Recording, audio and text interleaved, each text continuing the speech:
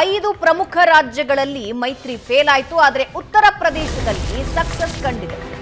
ಉತ್ತರ ಪ್ರದೇಶದಲ್ಲಿ ಸೀಟು ಹಂಚಿಕೊಂಡಿವೆ ಕಾಂಗ್ರೆಸ್ ಮತ್ತು ಎಸ್ಪಿ. 80 ಕ್ಷೇತ್ರಗಳ ಪೈಕಿ 17 ಕಾಂಗ್ರೆಸ್, 63 ಕಡೆ ಸಮಾಜವಾದಿ ಸ್ಪರ್ಧೆ. 17 ಕ್ಷೇತ್ರ ತೆಗೆದುಕೊಳ್ಳಿ, ಇಲ್ಲದೆ ಇದ್ರೆ ಮೈತ್ರಿ ಬೇಡ ಅಂತ ಅಖಿಲೇಶ್ ಹೇಳಿದರು. ಅಖಿಲೇಶ್ ಯಾದವ್ಗೆ ಕರೆ ಮಾಡಿ ಮೈತ್ರಿಗೆ ಒಪ್ಪಿಕೊಂಡಿದ್ದಾರೆ ಪ್ರಿಯಾಂಕಾ. ಇನ್ನು ಕಾಂಗ್ರೆಸ್ ಕೇಳಿದ್ದ 3 ಕ್ಷೇತ್ರಗಳನ್ನ ನಾನು ಬಿಟ್ಕೊಡಲ್ಲ ಅಂತ ಅಖಿಲೇಶ್ ಯಾದವ್ ಹೇಳಿದ್ದಾರೆ. 5 ರಾಜ್ಯಗಳಲ್ಲಿ ಮೈತ್ರಿ ಫಲಿಸಲಿಲ್ಲ. ಉತ್ತರ ಪ್ರದೇಶದಲ್ಲಿ ಸಕ್ಸಸ್ ಕಂಡಿತು. ಪಶ್ಚಿಮ ಬಂಗಾಳ, ದೆಹಲಿ, ಪಂಜಾಬ್, ಬಿಹಾರದಲ್ಲಿ ಮೈತ್ರಿ ಮುರಿದು ಬಿದ್ದಿತ್ತು. ಸದ್ಯದ ಮಟ್ಟಿಗೆ ಉತ್ತರ ಪ್ರದೇಶದ ವಿಷಯ ಆಕ್ಸಿಜನ್ ರೀತಿ ಕೆಲಸ ಮಾಡ್ತಾ ಇದೆ. ಪ್ರಶಾಂತ್, ಉತ್ತರ ಪ್ರದೇಶದಲ್ಲಿ ವರ್ಕ್ ಆಯಿತು, ಉಳಿದ ರಾಜ್ಯಗಳಲ್ಲಿ ವರ್ಕ್ ಆಗಲಿಲ್ಲ. ಆದರೂ 17 ಕ್ಷೇತ್ರಗಳಷ್ಟೇ ಕೊಡ್ತೀನಿ, ಒಪ್ಕೊಳ್ಳೋಂಗಿದ್ರೆ ಒಪ್ಕೊಳ್ಳಿ, ಇಲ್ಲ ಅಂದರೆ ಬೇಡ ಅಂತ. ನೋಡಿ, ಕಾಂಗ್ರೆಸ್ನ ಉತ್ತರ ಪ್ರದೇಶದ ವೋಟ್ ಶೇರು ಅವರು ಹಿಂದೆ ತೆಗೆದುಕೊಂಡಿರ್ತಕ್ಕಂಥ ಸೀಟ್ಗಳನ್ನು ನೋಡಿದರೆ 17 ಕ್ಷೇತ್ರ ಪೊಲಿಟಿಕಲಿ ಸ್ವಲ್ಪ ಜಾಸ್ತಿ ಅಖಿಲೇಶ್ ಯಾದವ್ ಒಪ್ಕೊಂಡಿದ್ದಾರೆ ಅಂತ ಅನಿಸುತ್ತೆ. ಕಾರಣ ಇಷ್ಟೇ ನೋಡಿ, ವೆಸ್ಟ್ ಬೆಂಗಾಲ್ನಲ್ಲಿ ಕಾಂಗ್ರೆಸ್ಗಿರ್ತಕ್ಕಂಥ ವೋಟ್ ಶೇರ್ ಏನು 5.5%. ಮಮತಾ ಬ್ಯಾನರ್ಜಿಗಿರ್ತಕ್ಕಂಥ ವೋಟ್ ಶೇರ್ ಏನು 45, 46, 48ವರೆಗೆ ಹೋಗ್ತಾರೆ. ಹೀಗಾಗಿ ವೆಸ್ಟ್ ಬೆಂಗಾಲಲ್ಲಿ ಕಾಂಗ್ರೆಸ್ನ ಅವಶ್ಯಕತೆ ಮಮತಾ ಬ್ಯಾನರ್ಜಿಗಿಲ್ಲ. ಉಲ್ಟಾ ಮಮತಾ ಬ್ಯಾನರ್ಜಿ ಹೆಂಗೆ ಯೋಚನೆ ಮಾಡ್ತಾರೆ ಅಂತಂದರೆ, ಸರಿಯಪ್ಪ ಕಾಂಗ್ರೆಸ್ ಇದ್ದರೆ ಆ್ಯಂಟಿ ಮಮತಾ ವೋಟ್ಗಳು ಕಾಂಗ್ರೆಸ್ಗೆ ಹೋಗ್ತವೆ, ಬಿ ಜೆ ಪಿಗೆ ಹೋಗಲ್ಲಲ್ಲ. ಆ ಕಾರಣಕ್ಕೋಸ್ಕರ ಕಾಂಗ್ರೆಸ್ ತನ್ನ ವಿರೋಧದಲ್ಲಿರಬೇಕು ಅನ್ನೋದನ್ನು ಮಮತಾ ಬಯಸ್ತಾರೆ. ಉತ್ತರ ಪ್ರದೇಶದಲ್ಲಿ ಹಾಗಲ್ಲ. ಉತ್ತರ ಪ್ರದೇಶದಲ್ಲಿ ಕಾಂಗ್ರೆಸ್ನ ವೋಟ್ ಶೇರ್ ಇರೋದು 6.5%. ಆದರೆ ಅಖಿಲೇಶ್ ವೋಟ್ ಶೇರ್ ಇರೋದು 21-22%. ನೀವು ಯಾವುದೇ ಟ್ರ್ಯಾಂಗ್ಯುಲರ್ ಅಥವಾ ಚತುಷ್ಕೋನ ಸ್ಪರ್ಧೆಯಲ್ಲಿ ನೀವು ಚುನಾವಣೆಗಳನ್ನು ಗೆಲ್ಲಬೇಕಾದ್ರೆ ಕನಿಷ್ಠ 35-36% ವೋಟ್ಗಳನ್ನು ತೆಗೆದುಕೊಳ್ಬೇಕು. ಹೀಗಾಗಿ ಇವತ್ತು ಅಖಿಲೇಶ್ ಯಾದವ್ ಕೂಡ ಒಂದು ಕಡೆ ಜಯಂತ್ ಚೌಧರಿ ಇಲ್ಲ, ಮಾಯಾವತಿ ಜೊತೆಗೆ ಬರ್ತಾ ಇಲ್ಲ ಅಂದಾಗ ಕಾಂಗ್ರೆಸ್ ಜೊತೆಗೆ ಬರದೇ ಹೋದರೆ ಅಖಿಲೇಶ್ ಯಾದವ್ ಚುನಾವಣೆಗಳನ್ನು ಗೆಲ್ಲಲಿಕ್ಕೆ ಸಾಧ್ಯ ಇಲ್ಲ. ನಾನು ಹೇಳ್ತಾ ಇರೋದು ನಾನ್ ಯಾದವ್ ಬೆಲ್ಟಲ್ಲಿ.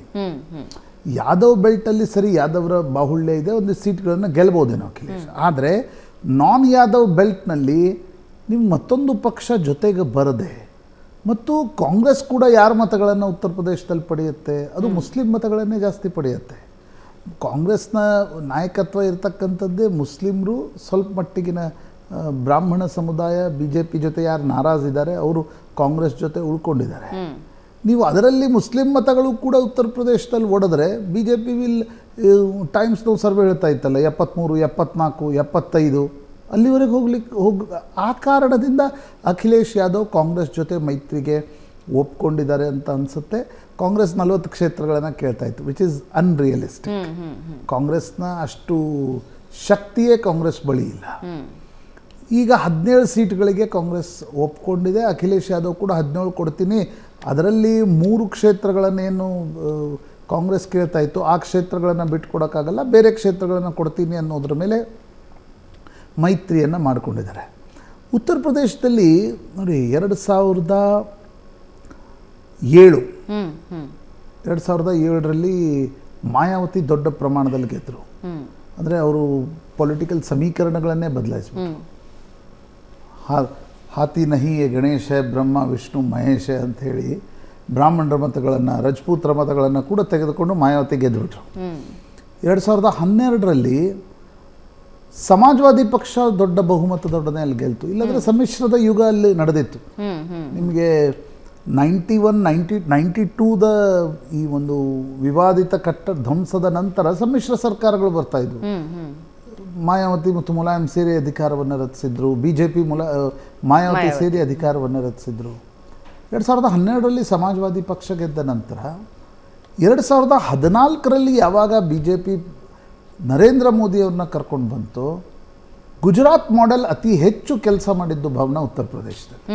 ಯಾಕಂದರೆ ಕರ್ನಾಟಕದ ಜನರಿಗೆ ಅಭಿವೃದ್ಧಿಯನ್ನು ನಾವು ಮೊದಲಿಂದ ಕೂಡ ನೋಡಿದ್ದೀವಿ. ಹೀಗಾಗಿ ನಮಗೇನು ಗುಜರಾತ್ ಮಾಡೆಲ್ ತುಂಬ ನಮಗೆ ಪ್ರಿಯ ಅಂತ ಅನಿಸಲ್ಲ.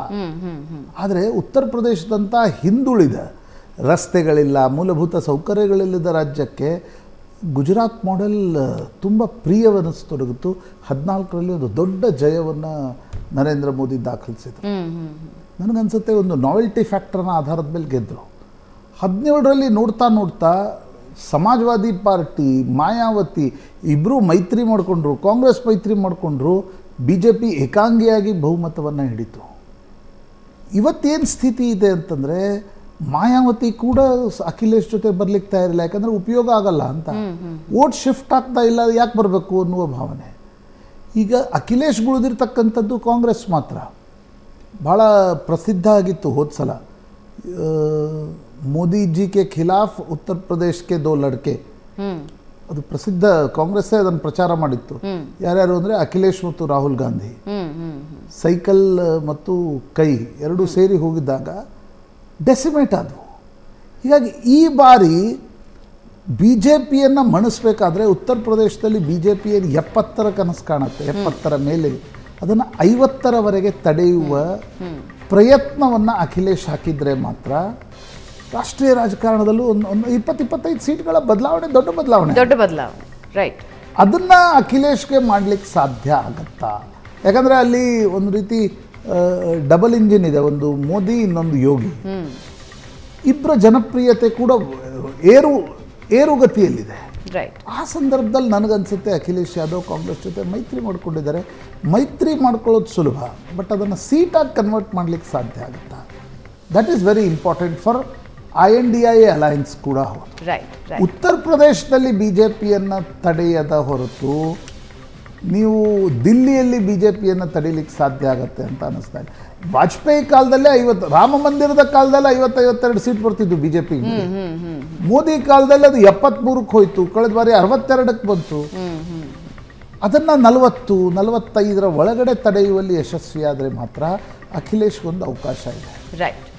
ಹೆಂಗೆ ವರ್ಕ್ ಆಗುತ್ತೆ ನೋಡೋಣ. ಒಂದು ಚಿಕ್ಕ ಬ್ರೇಕ್ನ ನಂತರ ರಾಜ್ಯ ರಾಜಕಾರಣಕ್ಕೆ ಬರೋಣ. ರಾಜ್ಯದಲ್ಲಿ ಏನೇನು ಆಗ್ತಾ ಇದೆ, ಲೋಕಸಭೆಯ ಹಿನ್ನೆಲೆಯಲ್ಲಿ ಸೀಟು ಹಂಚಿಕೆಯ ಬಗ್ಗೆ ಏನೇನು ಚರ್ಚೆ ಆಗ್ತಾ ಇದೆ, ಅಭ್ಯರ್ಥಿಗಳ ಆಯ್ಕೆ ಬಗ್ಗೆ ಏನು ಚರ್ಚೆ ಆಗ್ತಾ ಇದೆ, ಮಾತಾಡೋಣ ಚಿಕ್ಕ ಬ್ರೇಕ್ ಆದ್ಮೇಲೆ. ಕಾಂಗ್ರೆಸ್ ಪಾಳಿಯದಲ್ಲಿ ಟಿಕೆಟ್ ಹಂಚಿಕೆಯ ಟೆನ್ಷನ್ ಜಾಸ್ತಿ ಆಗ್ತಾ ಇದೆ. ಅದರಲ್ಲೂ ಮುಖ್ಯವಾಗಿ ಹಳೆ ಮೈಸೂರು ಭಾಗದಲ್ಲಿ ಕಾಂಗ್ರೆಸ್ ಒಕ್ಕಲಿಗ ನಾಯಕರ ಸಭೆ ನಡೆಯಿತು. ಆ ನಾಯಕರನ್ನ ಕರೆಸಿ ಸಭೆ ನಡೆಸಿದ್ರು. ಕೃಷ್ಣ ಬೈರೇಗೌಡ ನೇತೃತ್ವದಲ್ಲಿ ಬೆಂಗಳೂರಿನ ಖಾಸಗಿ ಹೋಟೆಲ್ನಲ್ಲಿ ಈ ಸಭೆ ನಡೆಯಿತು.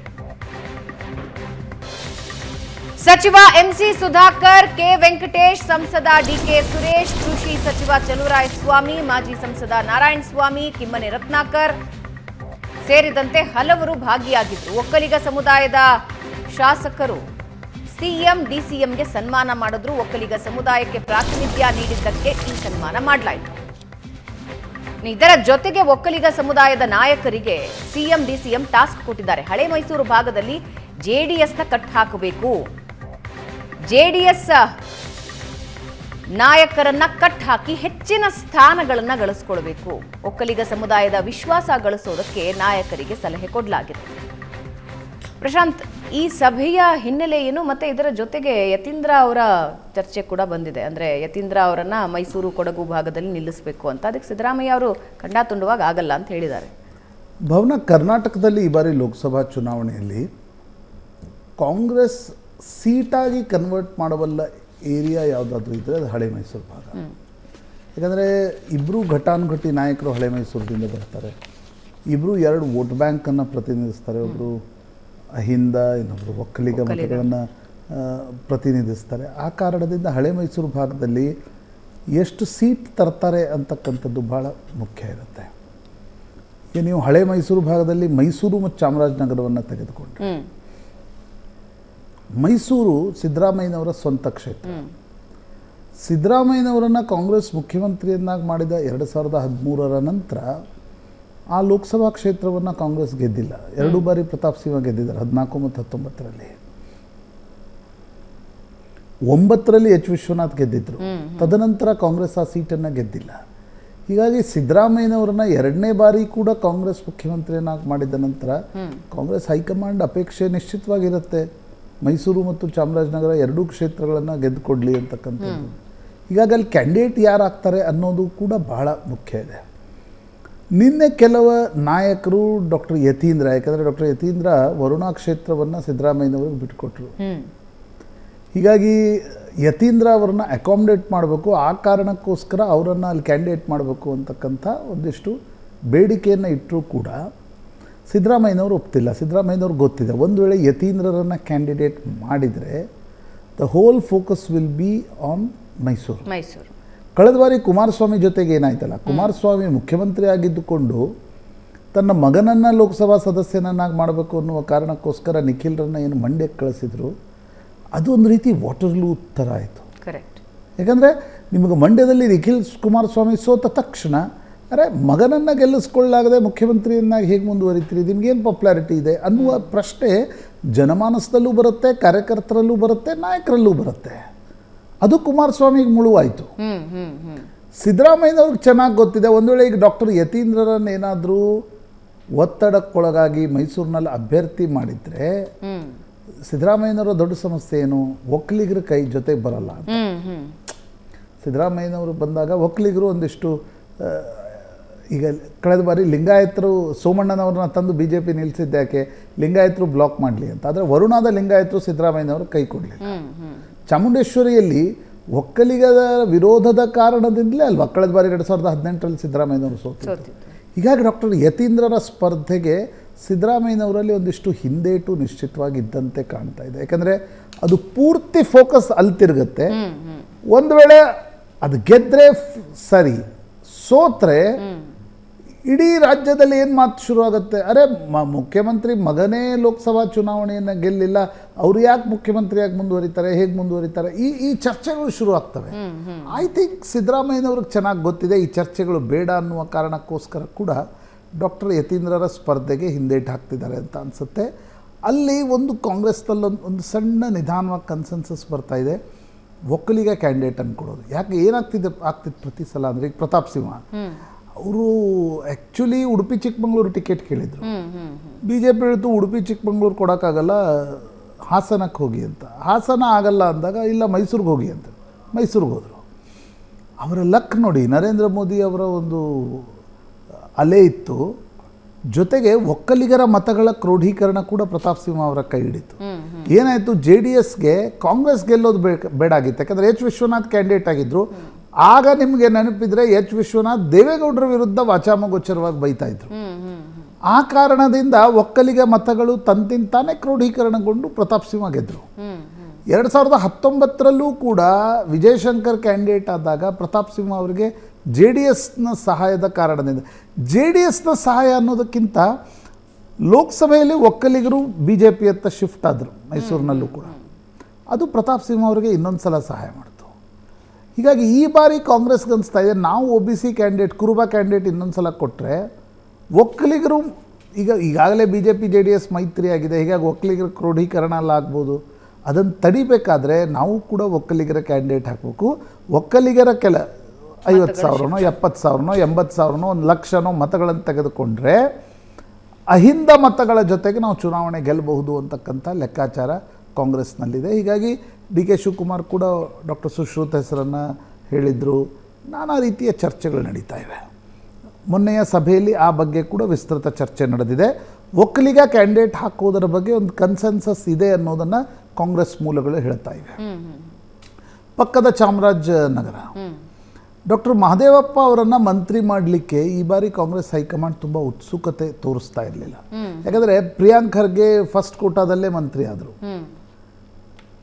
ಒಂದು ಇರ್ಬೋದು, ಪ್ರಿಯಾಂಕ್ ಖರ್ಗೆ ಮುಂದಿನ ದಲಿತ ರೈಟ್ ಬರ್ತಾರೆ, ಪರಮೇಶ್ವರ್, ಪ್ರಿಯಾಂಕ್ ಖರ್ಗೆ ಆದಮೇಲೆ ಮಹದೇವಪ್ಪ, ಈ ಮೂರನ್ನು ಕೂಡ ಮಂತ್ರಿಯನ್ನು ಮಾಡಬೇಕು ಅನ್ನೋ ಪ್ರಶ್ನೆ ಬಂದಾಗ ಮಹದೇವಪ್ಪ ಬೇಕಾ ಅನ್ನುವ ಪ್ರಶ್ನೆ ಬಂತು. ಆಗ ಸಿದ್ದರಾಮಯ್ಯನವರು ಹೇಳಿದರು, ಇಲ್ಲ ಮಹದೇವಪ್ಪ ಮಂತ್ರಿ ಆಗಲೇಬೇಕು, ಇಲ್ಲಾಂದರೆ ಮೈಸೂರು ಚಾಮರಾಜನಗರ ಭಾಗದಲ್ಲಿ ಒಬ್ಬ ದಲಿತ ನಾಯಕನನ್ನು ನಾವು ಇಟ್ಕೊಳ್ಳದೆ ಹೋದರೆ ಕಷ್ಟ ಆಗುತ್ತೆ, ನನಗೆ ಕಷ್ಟ ಆಗುತ್ತದು. ಯಾಕಂದರೆ ಅಲ್ಲಿನ ಒಟ್ಟಾರೆ ಸಮೀಕರಣಗಳನ್ನು ನೋಡಿದಾಗ ಶ್ರೀನಿವಾಸ್ ಪ್ರಸಾದ್ ವಿರುದ್ಧ ಧ್ರುವನಾರಾಯಣ್ ಸೋತಿದ್ದೇ 2,000 ಮತಗಳ ಅಂತರದಿಂದ, ನಾನು ಅವರನ್ನು ಒಪ್ಪಿಸಿ ಚಾಮರಾಜನಗರಕ್ಕೆ ಲೋಕಸಭಾ ಕ್ಯಾಂಡಿಡೇಟ್ ಮಾಡ್ತೀನಿ ಅಂತ ಸಿದ್ದರಾಮಯ್ಯ ಹೈಕಮಾಂಡ್ಗೆ ಹೇಳಿದರು. ಈಗ ಹೈಕಮಾಂಡ್ ಹೇಳ್ತಾ ಇದೆ ಮಹದೇವಪ್ಪ ಅವ್ರಿಗೆ ಟಿಕೆಟ್ ಕೊಡಿ ಅಂತ. ಮಹದೇವಪ್ಪ ತಯಾರಿಲ್ಲ. ಮಹದೇವಪ್ಪ ಹೇಳ್ತಾರೆ ನನ್ನ ಮಗನಿಗೆ ಟಿಕೆಟ್ ಕೊಡಿ. ಮಹದೇವಪ್ಪ ಅವ್ರಿಗೂ ಪಾಪ ಒಂದು ಸಮಸ್ಯೆ ಇದೆ. ಪಾಪ ಅದರ ಒಂದು ತಂದೆಯಾಗಿ ಹೆಂಗೆ ಸಮಸ್ಯೆ ಆಗುತ್ತೆ ಅಂದರೆ, ಈಗ ಅವರ ಸಮಕಾಲೀನ ಶಾಸಕರು ಇವರೆಲ್ಲ ಯಾರ್ಯಾರು, ಮಹದೇವ್ ಪ್ರಸಾದ್ ತೀರ್ಕೊಂಡ್ರು, ಅವರ ಮಗ ಇವತ್ತು MLA, ಚಿಕ್ಕಮಾಧು ತೀರ್ಕೊಂಡ್ರು, ಅವರ ಮಗ ಇವತ್ತು MLA, ಧ್ರುವನಾರಾಯಣ್ ಅವರ ಮಗ ದರ್ಶನ್ ಭಾಳ ಚಿಕ್ಕ ವಯಸ್ಸಿನವರು, ಅವರು MLA, ಮಾದೇವಪ್ಪ ಅವ್ರು ಅನಿಸ್ತದೆ. ಸುನೀಲ್ ಬೋಸ್ ಇವರೆಲ್ಲರಿಗಿಂತ ಸೀನಿಯರು, ಅವರು ಒಂದು ಪಾಲಿಟಿಕ್ಸನ್ನು ಮೊದಲಿಂದ ಮಾಡ್ತಾಯಿದ್ರು. ಅವ್ರಿಗೆ ಯಾಕೆ ಟಿಕೆಟ್ ಕೊಡೋಲ್ಲ? ನಂಜನಗೂಡಿಗೆ ಅವ್ರಿಗೆ ಟಿಕೆಟ್ ಕೇಳಿದ್ರು, ಕೊಡೋಲ್ಲ. ಯಾಕಂದರೆ ಧ್ರುವನಾರಾಯಣ ತೀರ್ಕೊಂಡ ತಕ್ಷಣ ಆ ಸೀಟ್ ಇದಾಯಿತು. ಹೀಗಾಗಿ ಈಗ ಮಾದೇವಪ್ಪ ಏನಂತಿದ್ದಾರೆ, ನನ್ನ ಮಗನಿಗೆ ಟಿಕೆಟ್ ಕೊಡಿ, ಗೆಲ್ಸ್ಕೊಂಡು ಬರೋ ಜವಾಬ್ದಾರಿ ನನ್ನದು ಅಂತಕ್ಕಂಥ. ಹೈಕಮಾಂಡ್ ಮಗನಿಗೆ ಟಿಕೆಟ್ ಕೊಡುತ್ತಾ ಅಥವಾ ಮಾದೇವಪ್ಪ ಅವರಿಗೆ ನಿಲ್ಲಿ ಅಂತಕ್ಕಂಥ ಒತ್ತಡವನ್ನು ಹೇರುತ್ತಾ? ಇವು ಪ್ರಶ್ನೆಗಳು. ಜೊತೆಗೆ ಉಳಿದ ಒಕ್ಕಲಿಗ ಕ್ಷೇತ್ರಗಳ ಬಗ್ಗೆ ಕೂಡ ಚರ್ಚೆ ಆಗಿದೆ. ಮಂಡ್ಯ, ಹಾಸನ, ಬೆಂಗಳೂರು ಗ್ರಾಮಾಂತರ. ಆದರೆ ನನಗನ್ಸುತ್ತೆ ಈ ಕ್ಲಸ್ಟರ್ನಲ್ಲಿ ಮಂಡ್ಯ, ಹಾಸನ, ಮೈಸೂರು, ಚಾಮರಾಜನಗರ ಇವು ಹೆಚ್ಚು ಚರ್ಚೆ MLAsಗಳ ಜೊತೆ ಡಿ ಕೆ ಶಿವಕುಮಾರ್ ಮತ್ತು ಸಿದ್ದರಾಮಯ್ಯ ನಡೆಸಿದ್ದಾರೆ.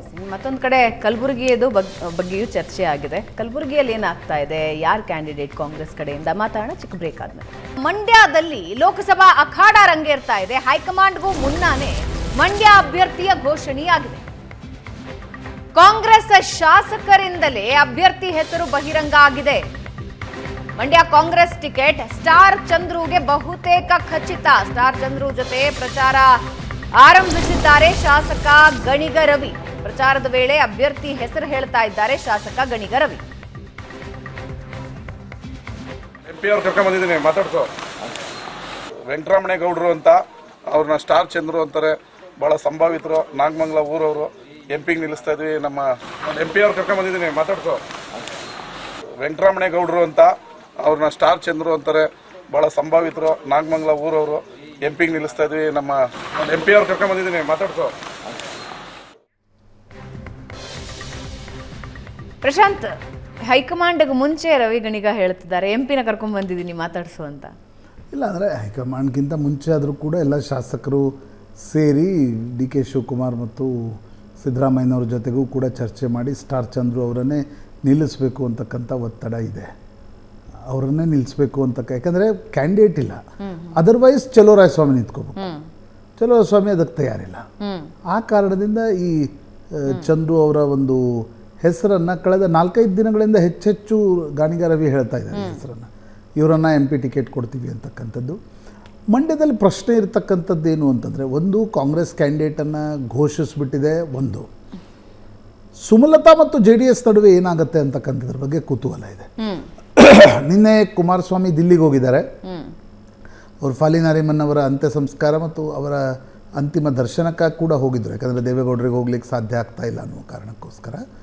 ಜೊತೆಗೆ ಟೈಮ್ ಸಿಕ್ಕರೆ ಅಮಿತ್ ಶಾ ಮತ್ತು ನಡ್ಡಾ ಜೊತೆಗೂ ಕೂಡ ಚರ್ಚೆ ಮಾಡ್ತಾರೆ ಅಂತಕ್ಕಂಥದ್ದನ್ನು JDS ಮೂಲಗಳು ಹೇಳ್ತಾ ಇವೆ. ಒಂದು ಕಡೆ ಸುಮಲತಾ ನಿನ್ನೆ ಪ್ರೆಸ್ ಕಾನ್ಫರೆನ್ಸ್ ಮಾಡಿದ್ದಾರೆ, ನಾನೇ ಅಭ್ಯರ್ಥಿ ಅಂತಕ್ಕಂಥದ್ದನ್ನು ಕೂಡ ಪದೇ ಪದೇ ಸುಮಲತಾ ಹೇಳ್ತಿದ್ದಾರೆ. ಹೀಗಾಗಿ ಒಂದು ಕಾಂಗ್ರೆಸ್ ಈ ಬಾರಿ ಗೆಲ್ಲೋದಕ್ಕೆ ಹರಸಾಹಸವನ್ನು, ಶತಪ್ರಯತ್ನವನ್ನು ಮಾಡುತ್ತೆ.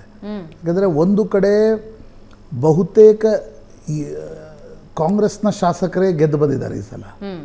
ಇನ್ನೊಂದು JDS ಅನ್ನು ಮತ್ತು ಸುಮಲತಾ ಅವರನ್ನು ಸೋಲಿಸಿ ಒಂದು ಸೀಟನ್ನು ಗೆಲ್ಲಲಿಕ್ಕೆ ಮಂಡ್ಯದಲ್ಲಿ ಒಂದು ಅವಕಾಶ ಇದೆ ಅನ್ನುವ ಕಾರಣಕ್ಕೋಸ್ಕರ ಕೂಡ ಕಾಂಗ್ರೆಸ್ ಹರಸಾಹಸವನ್ನು ಪಡ್ತಾ ಇದೆ. ಮಂಡ್ಯ ಗೆಲ್ಲಲೇಬೇಕು ಅಂತಕ್ಕಂಥ. ಯಾಕಂದರೆ ಮಂಡ್ಯ ಗೆದ್ದರೆ ಒಕ್ಕಲಿಗರ ಬೆಲ್ಟ್ನಲ್ಲಿ ಒಂದು ಬೇರೆ ಮೆಸೇಜ್ ಹೋಗುತ್ತೆ.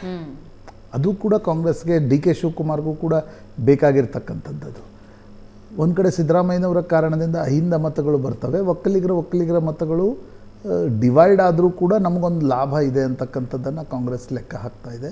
ಇನ್ನೊಂದು ಕಡೆ BJP ಮತ್ತು JDSನಲ್ಲಿ ಮೈತ್ರಿ ಆದರೂ ಕೂಡ ಕ್ಯಾಂಡಿಡೇಟ್ ಯಾರು ಅನ್ನೋದರ ಬಗ್ಗೆ, ಯಾಕಂದರೆ ಮೊದಲು ಹೇಳಲಾಗ್ತಿಲ್ಲ JDSನ ಕ್ಯಾಂಡಿಡೇಟ್ ಬರ್ತಾರೆ ಅಂತ. ಸುಮಲತಾ ಈಗ ಹೇಳ್ತಿದ್ದಾರೆ ಇಲ್ಲ ನನಗೆ ಟಿಕೆಟ್ ಅಂತ. BJP ಮೂಲಗಳು ಹೇಳ್ತಾ ಇವೆ ಸುಮಲತಾಗೆ ಟಿಕೆಟ್ ಕೊಡೋದು ಪಕ್ಕ, JDS ಮುಂದೆ ನಾವು ಪ್ರಪೋಸಲ್ ಇಡ್ತೀವಿ ಅಂತಕ್ಕಂಥದ್ದನ್ನು. ಹೀಗಾಗಿ ಅಂತಿಮವಾಗಿ ಮಂಡ್ಯದಲ್ಲಿ ಯಾರು ಕ್ಯಾಂಡಿಡೇಟ್ ಆಗ್ತಾರೆ ಅನ್ನೋದು ಮುಖ್ಯ ಆಗುತ್ತೆ. ಈಗ ಗೊತ್ತಿಲ್ಲ, ಈಗ ಸ್ಟಾರ್ ಚಂದ್ರು ಅವರ ಹೆಸರನ್ನು ಗಾಣಿಗ ರವಿ ಹೇಳ್ತಿದ್ದಾರೆ. ಒಂದು ವೇಳೆ BJP JDS ಒಂದು ಅಚ್ಚರಿಯ ಅಭ್ಯರ್ಥಿಯನ್ನು ಕೊಟ್ಟು ಅಥವಾ ಸುಮಲತಾ ಎದುರಿಸ್ಲಿಕ್ಕೆ ಮತ್ತೊಬ್ಬ ಅಭ್ಯರ್ಥಿ ಬೇಕು ಅನಿಸಿದಾಗ ಕಾಂಗ್ರೆಸ್ನ ನಿರ್ಧಾರಗಳು ಕೂಡ ಚೇಂಜ್ ಆಗ್ಬೋದು.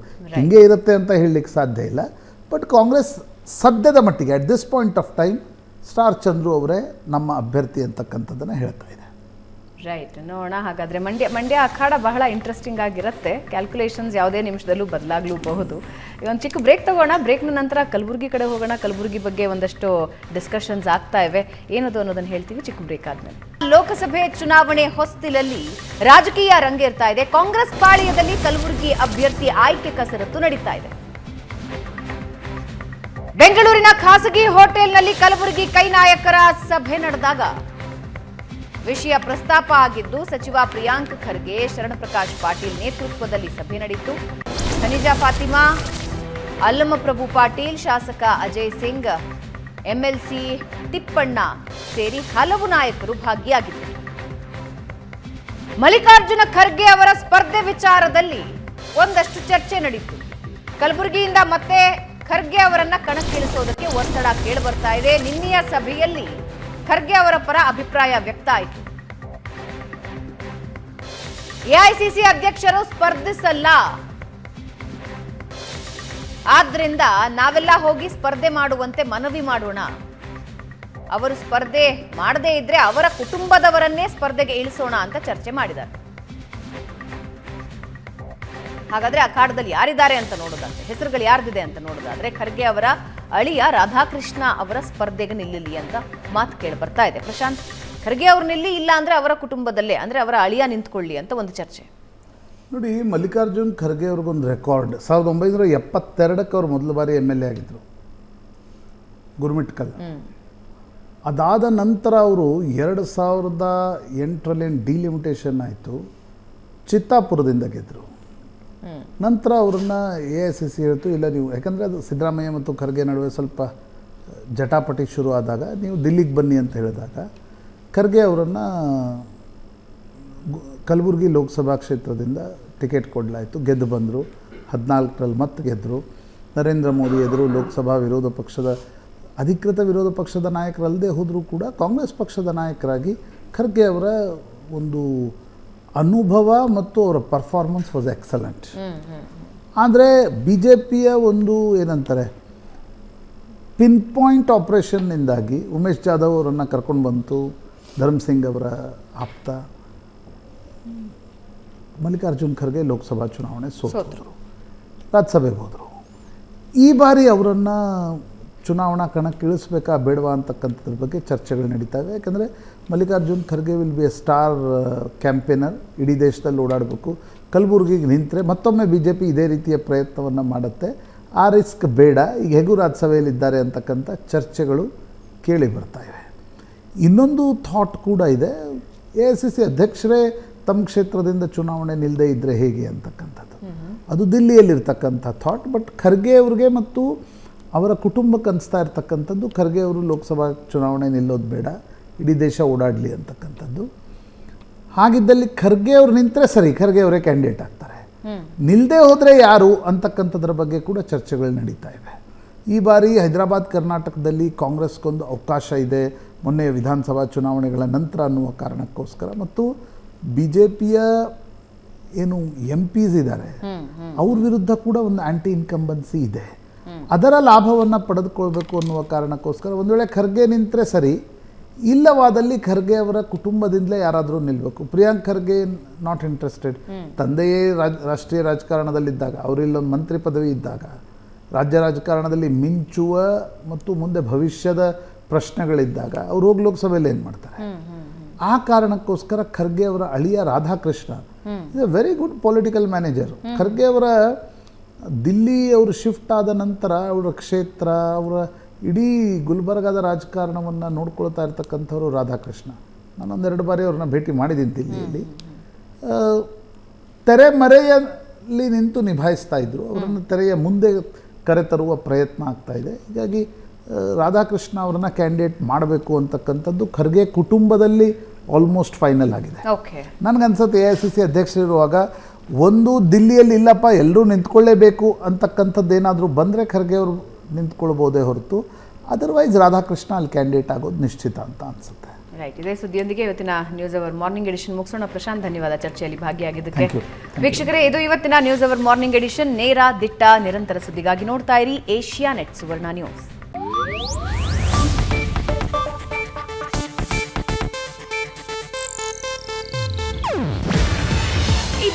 ಏಷ್ಯಾನೆಟ್ ನ್ಯೂಸ್ ನೆಟ್ವರ್ಕ್ ಪ್ರಸ್ತುತಿ.